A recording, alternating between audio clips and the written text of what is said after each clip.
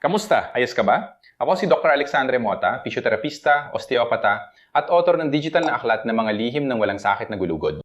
Ngayon, ituturo ko ang dalawang practical na ehersisyo para mabawasan ang pagkasira, di komportableng pakiramdam at sakit sa iyong patela. Maligayang pagdating sa chow sakit sa tuhod. Bahagi 2, ang pagbabalik.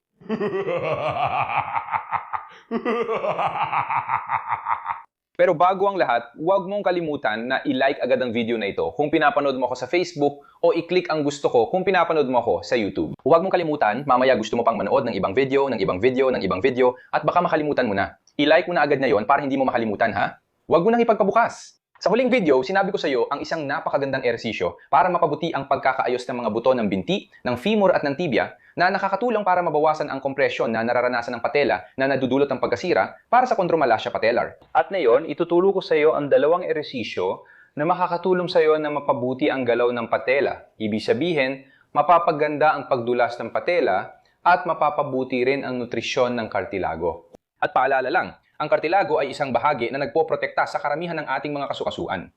Bukod sa pagprotekta, tumutulong din ito sa paggalaw. Ibig sabihin, tinutulungan ito ang pagdulas sa pagitan ng mga buto at ng mga bahagi ng kasukasuan. Bukod pa rito, walang nerve endings ang kartilago kaya hindi mo ito nararamdaman. Kaya maaring nasasaktan, nauubos o nasisira na ito at hindi mo nararamdaman. Kapag nakakaramdam ka na ng hindi komportable o sakit, ibig sabihin ay lampas na sa kartilago ang sira at umabot na sa buto.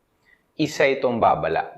Kung may naririnig kang maliliit o malalakas na pagkaluskos o parang may buhangin sa tuhod mo, huwag ka nang maghintay. Maghanap agad ng pisyoterapista, doktor, at simula ng mga ehersisyo para mapigilan at mapatigil ang pagkasira. At bukod pa dyan, ang kartilago ay wala rin mga ugat ng dugo. Tatanungin mo ako, Alexandre, paano nangyayari yon? Kung walang dugo ang kartilago, saan siya kumukuha ng nutrisyon? Paano ito nabubuhay? Sasagutin ko sa iyo. Sa karamihan ng ating kasukasuan, may likidong kinatawag na synovial sa loob nito. At mula sa likidong synovial na yan, kumukuha ng nutriente ang kartilago. Pero para mangyari yon, kailangan ng maayos ng paggalaw. Parang esponghang kartilago. Pagkatapos mong maghugas ng pinggan, gusto mong alisin ang sabon sa espongha, kailangan mong ilagay ang espongha sa ilalim ng tubig at paulit-ulit na pigain at bitawan ito. Sa ganitong paraan, umiikot ang tubig sa espongha at nakatanggal ang sabon. Ganoon din sa kartilago. Ang tamang paggalaw ay nagdudulot ng pangkapiga at pangkaluwag ng kartilago. Dahil dito, nakakapasok ang likido sa kartilago upang makuha nito ang mga sustansyang kailangan. Kapag mayroong hindi pagkakatugma o maling mekanika, nagkakaroon ng sobrang pagkapiga sa kartilago at dahil dito, hindi niya nakukuha ang mga kinakailangang sustansya. Isa ito sa mga dahilan ng mabilis na pagkasira ng kartilago. Ano ang tamang galaw para sa patela? Ang patela ay gumagalaw pataas at pababa. Pataas kapag iniunat mo ang tuhod at pababa kapag binabaluktot mo ang tuhod. At bukod pa dyan, ang patela ay ginagabayan ng parang riles. Ang guto ng femur ay may dalawang estruktura. Ang mga kondilo na nasa magkabilang gilid at ang patela ay dumudulas sa pagitan ng dalawang kondilo na ito. At sa malusog na tuhod, ang patela ay nakasentro sa kasukasuan. Kaya hindi siya naiipit, wala siyang matinding tendensya na pumunta sa loob o sa labas. Ulit, ang patela ay ang tatsulok na buto na nasa harap ng tuhod. Magmamarka ulit ako rito para makita mo.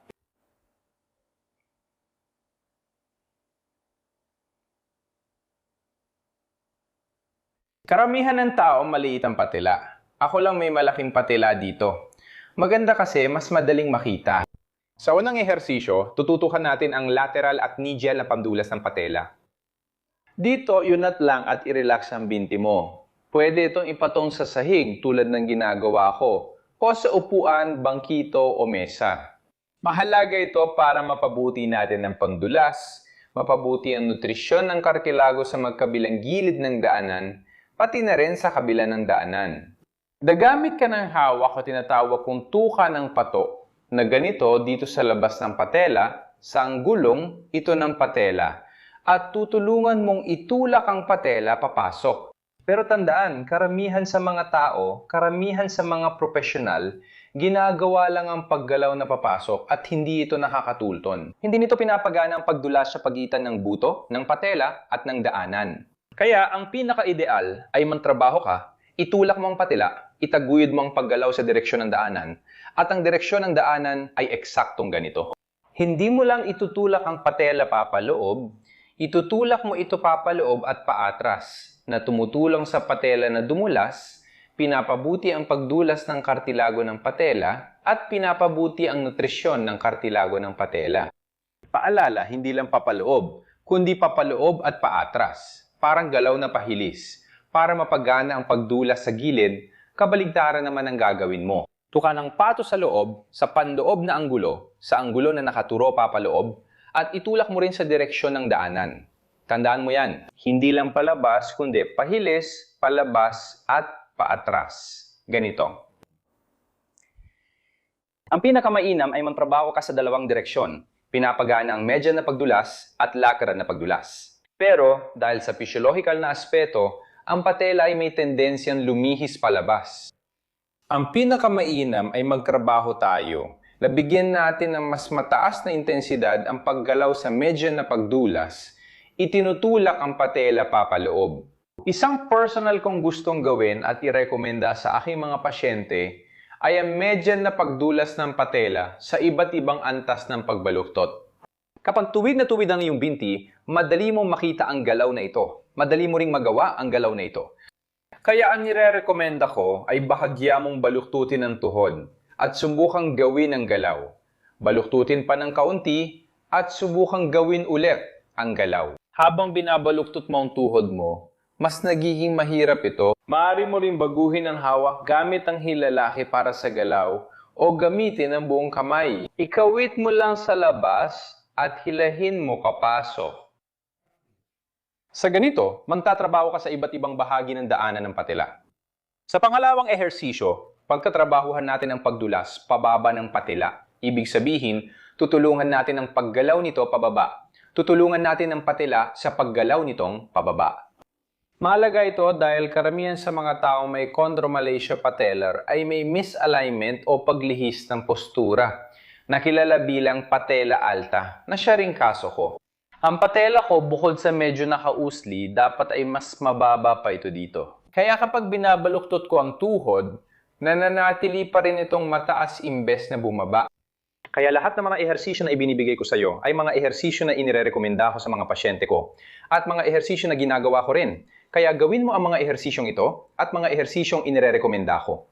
Alam kong epektibo talaga ito. Balik tayo sa pangalawang ehersisyo na tumutulong sa paggalaw ng patelya pababa. Kailangan mo ring iunat at ipahinga ang binti. At hahawakan mo ang itaas na bahagi ng patela gamit ang mga hinlalaki mo at gamit ang mga hintuturo, hahawakan mo malapit sa dulo, malapit sa ibabang dulo ng patela. Ang galaw na gagawin mo ay gamit lang ang mga hinlalaki, itutulak mo pababa ang patelya, pero ang mga hintuturo ay magsisilbing gabay sa galaw. Para makasiguro ka na ang patela ay dumidiretso pababa at hindi lumilihis papunta sa gilid o papunta sa loob. At ang ehersisyo ay eksaktong ganito. Itutulak mo pababa ang patelya at ibabalik. Itulak pababa at ibalik. Itulak pababa, ibalik. Itulak pababa, ibalik. At ang huling ehersisyo na maaari mo ring gawin para mapagana ang pagdulas pababa ng patela ay gamit ang tulong ng isang upuan. Ilalagay mo ang kabilang kamay sa upuan. Kung kaliwang tuhod ang gagamitin, kanang kamay ang ipapatong.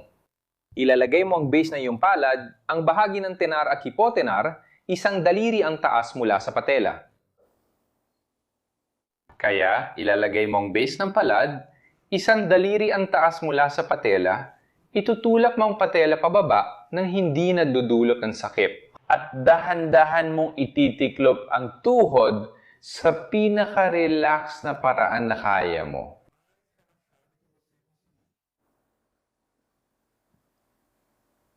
Naalala ko ang ilang tanong mula sa nakaraang video.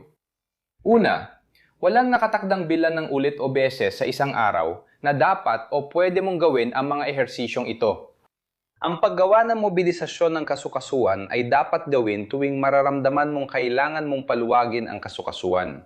Iminumukay ko ito sa aking mga pasyente dahil ito ay isang paraan para muling kumonekta sila sa kanilang katawan at magsimulang makinig muli sa kanilang katawan.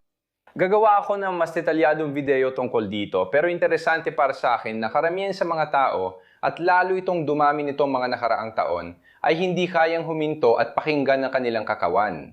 Alam nilang may pananakit sila, pero hindi nila alam kung ano ang nagpapabuti, hindi nila alam kung ano ang nagpapalala, hindi nila alam kung ano ang pinakamagandang posisyon, hindi nila alam kung ano ang hinihingi ng kanilang katawan. At maraming tao ang nahihirapan talaga na pakinggan at muling kumonekta sa kanilang katawan. Para sa mga nahihirapang kumonekta sa katawan at makaramdam ng mga sensasyon tulad ng paglalak at nangangailangang igalaw ang tuhod, iminumungkahi ko ang pinakamababang dosis na gawin ang ersisyong ito araw-araw mula 30 segundo hanggang 1 minuto. Ang pakalawang tanong ay kung normal bang makaramdam ng sakit o makarinig ng tunog ng pag-crack habang ginagawa ang ehersisyo. Ang tunog ng pag-crack, basta't hindi ito masakit, ay karaniwan lalo na kapag nagsisimula ka palang gumawa ng mga ehersisyo para sa paggalaw ng kasukasuan. Ang tunog na iyon kadalasan ay unti-unting nawawala sa paglipas ng panahon dahil sa maling galaw ng katawan. Habang gumaganda ang galaw ng kasukasuan, unti-unting nababawasan ang mga tunog. Hindi ka rin dapat makaramdam ng sakit habang nag-ehersisyo. Kung ikaw ay nag-ehersisyo at nakakaramdam ng sakit, subukan mong gawin ang ehersisyo sa mas maliit na saklaw ng galaw. Subukan mong bawasan ang pewersa at bahagyang baguhin ang paghawak. Madalas, kahit maliit na pagbabago ay nakakatulong para mawala ang di komportableng pakiramdam o sakit sa ehersisyo. At ang huling tanong, dapat po bang pangtrabahuin lang ang binti na may problema, yung binti na nakakaramdam ka ng sakit? O dapat bang pangtrabahuhin ang dalawang binti? Ang pinakamainam ay laging parehong mong pinagtatrabaho ang magkabilang bahagi. Laging parehong binti dahil kahit sa kanang tuhod mo lang nararamdaman ng sakit, halimbawa, ang kaliwang tuhod mo ay nagkakaroon din ng kompensasyon. Nangyayari ito kahit sa antas ng hindi mo namamalayan. Nakakaramdam ka ng sakit ng hindi komportableng pakiramdam o naka namang dysfunction sa isang bahagi ng katawan mo, sa isang kasukasuan. Hindi mo namamalayan. Sinusubukan mong iwasan ang bahaging yon at nauwi kang mas pinipilit ang kabila. Hindi rin bihira na mangyari na sabihin ng tao na masakit ang tuhod niya, tapos lumipat ang sakit sa kabila. O masakit ang siko niya, tapos lumipat ang sakit sa kabila. Nangyayari ito dahil sa kompensasyon. Kaya kung may dysfunksyon ka sa katawan mo, halimbawa sa tuhod, mas mainam na pagtrabahuan mo rin ang kabila para maiwasan na ito ay mag-compensate at magdulot ng problema. Posible magka-dysfunksyon sa hinaharap. Panahon na para magbahagi. Gamitin natin ang mga video at tips na ito para makatulong sa mas marami. Ipakita ang video na ito sa pamilya, kaibigan at i-share sa social media. Dito sa Facebook, dito sa YouTube, sa WhatsApp, sa Twitter, at may isa pa akong huling tanong para sa iyo. Ano ang nais mo mapanood sa mga susunod kong video? Ilagay mo lang dito sa ibaba sa mga komento ang anumang tanong, alinmang duda, o suhestiyon ng paksa na gusto mo makita na may kinalaman sa kalidad ng buhay. Ano sa tingin mo ang kulang sa'yo para magkaroon ka ng mas magandang kalidad ng buhay?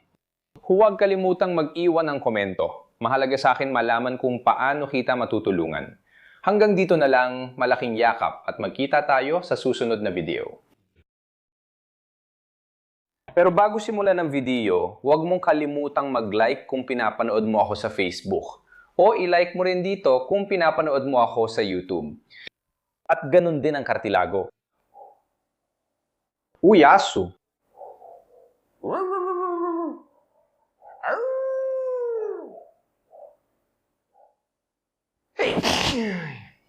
Ang femur ay may dalawang estruktura, ang mga kondilo.